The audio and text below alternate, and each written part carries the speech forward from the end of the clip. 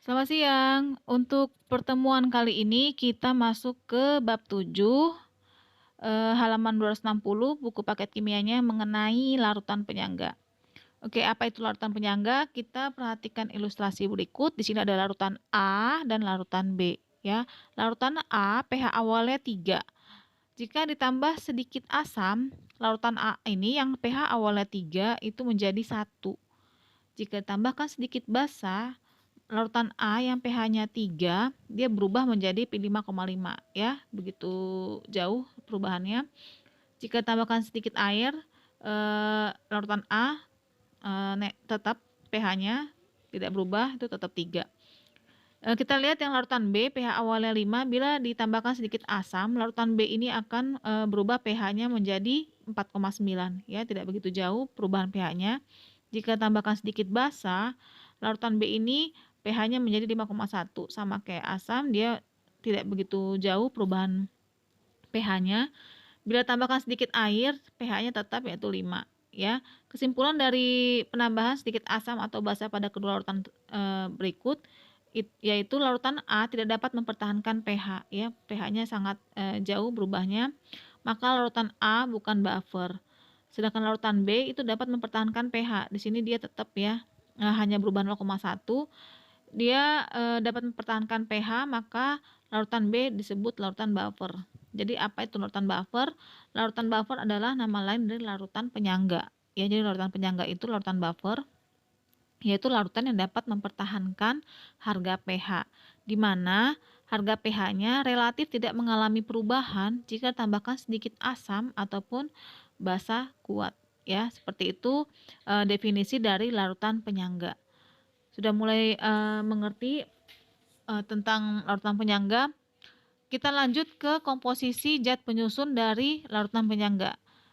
Komposisi zat penyusunnya dibagi dua, ada yang asam, ada yang basa. Untuk penyangga asam, yaitu larutan yang terbentuk dari campuran asam lemah dengan basa konjugasinya. Ingat di teori asam basa Bronsted-Lowry ada asam sama basa konjugasi ya. Jadi untuk asam, penyangga asam itu terdiri dari campuran asam lemah dan basa konjugasi atau garamnya. Dia mempertahankan pH pada daerah asam ya, kurang dari 7 untuk asam. Contohnya, saya ambil satu aja di sini, HCN dan NaCN, maka komponen buffernya ialah HCN itu untuk asam lemah dan CN main itu untuk basa konjugasinya. Di sini juga ada CH3COH dan CH3CONA itu untuk asam lemah dan garamnya. Maka buffernya itu CH3COH dan CH3CO-. Di sini dia basa konjugasinya ya untuk yang ini. Untuk penyangga basa tidak jauh pemahamannya dengan yang asam. Dia larutan yang terbentuk dari basa lemah dengan asam konjugasi atau garamnya. Dia mempertahankan pH pada daerah basa yaitu lebih dari 7 pH-nya. Contohnya untuk campuran larutan NH4OH dan NH4Cl. Ya, di sini basa lemah, di sini garamnya. Dia komponen buffernya NH4OH dari basa lemahnya dan NH4+ untuk asam konjugasinya. Ya, seperti itu. Ini juga N2H4 dan N2H5Br. Maka buffernya N2H4 dan N2H5+. Seperti itu ya. Cara membuat larutan penyangga yang pertama mencampurkan langsung komponen asam lemah dengan basa konjugasinya. Itu untuk cara langsungnya, mencampurkan langsung asam lemah dengan basa konjugasinya. Yang kedua, yang tidak langsung, dia mereaksikan asam lemah dengan basa kuat, di mana asam lemah itu konsentrasinya lebih besar, lebih banyak bila dibandingkan dengan basa kuat. Contoh nih ya, ada 50 ml CH3COH 0,2 molar dengan 50 ml NaOH 0,1 molar ya, dicampurkan kedua larutan tersebut. Kita lihat di sini molaritasnya lebih besar yang CH3COH ya, asam lemahnya lebih banyak berarti ya dibanding dengan basa kuat. Kita campurkan di sini CH3COH plus NaOH menjadi CH3CONa dan H2O. Di sini mula-mula dia 10 milimol, 10 milimol itu dari sini. Mol adalah molaritas dikali volume ya. Dari rumus molaritas sama dengan mol per volume, berarti mol sama dengan molaritas dikali volumenya. 0,2 dikali 50 itu 10 milimol. Mili itu dari sini ya, karena sini mililiter jadi milimol. Lalu untuk NaOH-nya, untuk basa kuatnya 50 kali 0,1 ialah 5 milimol. 5 milimol. Di sini NaOH-nya duluan habis 5. Di sini CH3COH-nya koefisiennya sama menjadi 5 juga, di sini dikurangi jadi 5. Di sini habis NaOH-nya, garamnya 5, H2O-nya 5. Nah, yang bersisa ini asam lemah dan basa konjugasi atau garamnya. Ya, seperti itu, maka dia menjadi larutan penyangga. Nah, seperti itu. Jadi ada cara langsung, cara mereaksikan langsung asam lemah dengan basa konjugasinya, misalnya mereaksikan CH3COH langsung dengan CH3CONA. Kalau cara yang tidak langsung, dia mereaksikan asam lemah CH3COH dan basa kuat dengan NaOH dengan syarat di mana asam lemahnya lebih banyak konsentrasinya bila dibandingkan dengan basa kuatnya. Itu cara tidak langsungnya. Sama juga di sini untuk yang basa, ada basa lemah dengan asam kuat di mana konsentrasi basa lemahnya di sini 0,2 molar ya untuk NH4OH, ini basa lemahnya itu lebih banyak bila dibandingkan asam kuatnya, di sini 0,1 molar. Nanti yang bersisa itu basa lemah dengan garamnya. Nih. Menjadi larutan penyangga. Ya, seperti itu untuk cara tidak langsungnya baik itu asam maupun dari basa lemahnya. Bagaimana cara menghitung pH-nya? Untuk larutan penyangga asam, untuk menghitung konsentrasi H+-nya itu rumusnya adalah Ka dikali mol asam lemah per mol basa konjugasi. Untuk mengetahui atau memudahkan pengerjaan soalnya, di sini ada 2 tipe soal. Untuk soal yang diketahui asam lemah dan garamnya, caranya kalian langsung aja masuk ke rumus ini ya, jika diketahui campuran antara asam lemah dan garamnya. Tapi kalau ada soal juga yang diketahui asam lemah dan basa kuat, ada asam lemah dan basa kuat, maka dia pengerjaannya menggunakan MRS dulu, sama seperti ini. Nih, seperti ini dia basa lemah dengan asam kuat, dia pakai MRS. Tapi kalau diketahui NH4OH dan NH4Cl, basa lemah dan garamnya, ini kan garamnya ya, maka dia langsung ke rumus ini.